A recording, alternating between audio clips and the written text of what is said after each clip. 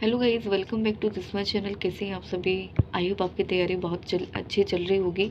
और सुबह मैंने क्या कहते हैं एसबीआई क्लर्क का प्रीलिम्स का मुक देने के बाद उसका एनालिसिस किया था। उसके बाद फिर मैंने करंट अफेयर्स की क्लास की थी और इंग्लिश की क्लास की थी, एडिटोरियल वाली। और उसके बाद फिर मैंने सोचा कि मैं आरआरबी क्लर्क का जो मीन्स का पेपर है मैं वो देती हूँ एग्ज़ाम। और मैंने इसका पहले ही सेक्शनल मुक दिया है, आरआरबी क्लर्क के दे रही हूँ अभी, जिससे कि मेरा कॉन्फिडेंस बूस्ट हो सके, है ना। तो पहले मैं इंग्लिश की दे रही थी, इंग्लिश की फ़िलहाल में अभी इसकी है नहीं। और फिर इसके बाद मैं एसबीआई क्लर्क के मेंस के लगाने स्टार्ट करूँगी, ठीक है। और अभी इसके तो हो चुके हैं इंग्लिश के, और मैंने इसके रीजनिंग के देना स्टार्ट कर दिया है। डेली बेसिस पे मैं एक एक दूंगी और उसका एनालिसिस भी करूँगी। आरआरबी क्लर्क मेंस का ये रीजनिंग का पहला मेंस का मॉक है। तो इसमें मैं आपको अपने मार्क्स बताऊँगी, कितने अटैम्प्ट किए हैं, कितने मैंने किए हैं। चलिए तो स्टार्ट करते हैं। यहाँ पे आप देख सकते हैं मैंने 25 क्वेश्चन अटैम्प्ट किए हैं, है ना। इनकरेक्ट मेरा एक भी नहीं है। 25 मैंने क्वेश्चन अटैम्प्ट किए हैं। और यहाँ पे आप देख सकते हैं सारे क्वेश्चन ठीक गए हैं और इनमें से मैंने पजल भी की हैं। चलिए मैं तो आपको बताती हूँ पजल। ये पहली पजल है।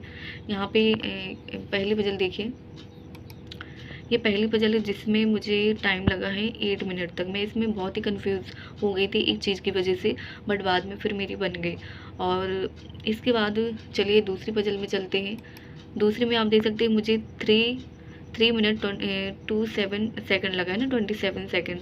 और यहाँ पे एवरेज टाइम आप देख सकते हैं, तो मुझे उससे कम ही टाइम लगा है। और इसके बाद आगे चलते हैं। आगे कुछ मिसलेनियस क्वेश्चन भी थे जो मैंने किए, ये वाले, ये थोड़ी इजी लेवल के थे। और इसके बाद चलते हैं। ये 24 नंबर पे थी, आप यहाँ पे देख सकते हैं। इस पजल को मुझे 4 मिनट लगा है और इसमें मैं बहुत कंफ्यूज हो गई थी एक चीज़ की वजह से। मैंने सारी चीज़ें कर ली थी बट कुछ चीज़ की वजह से मैं कंफ्यूज हो गई थी। मैंने ठीक भी की थी बट मुझे लग रहा था कि मैंने गलत कर दिया। इस वजह से मैंने चेक करा, तो उसकी वजह से मुझे इतना टाइम लग गया है।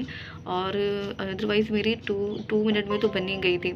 इसके बाद कुछ क्वेश्चन थे सिलोजिज्म के, मैं आपको बताती हूँ। कुछ सिलोजिज्म के क्वेश्चन थे, ये है।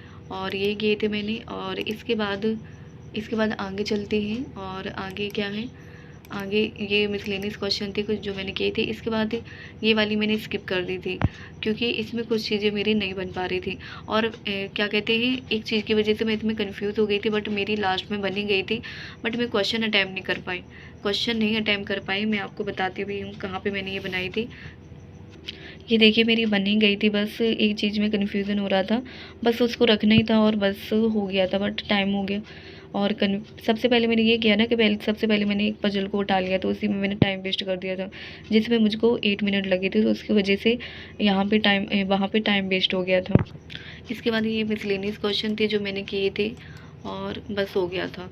तो ये है। चलिए मैं अपने मार्क्स पे बता देती हूँ आपको मेरे मार्क्स कितने आए हैं।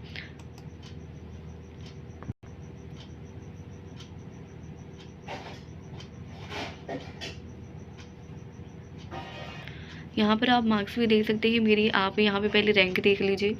रैंक देख सकते हैं 29,000 तक है और 11,000 मेरी है। और इसके बाद मार्क्स मेरे 31.25 है।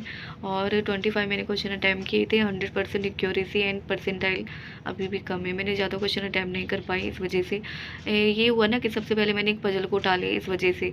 बट मैं पजल को नहीं उठाऊँगी, सबसे पहले मैं जितने भी मिसलेनियस क्वेश्चन है पहले उनको करूँगी। और ठीक है दोस्तों, तो ये मेरा आज का रीजनिंग का मेंस का सेक्शनल मुक, डेली बेसिस पे रीजनिंग का मेंस का सेक्शनल मुक दूंगी। और मैं मेंस को सबसे ज़्यादा फोकस कर रही हूँ, चाहे मुझे कैसा भी लगे। और फिर इसके बाद प्री के लिए मैं तो केवल मुक टेस्ट ही लगा रही हूँ। आप कैसे कर रहे हो कमेंट सेक्शन में जरूर बताना। Thank you guys, thank you so much.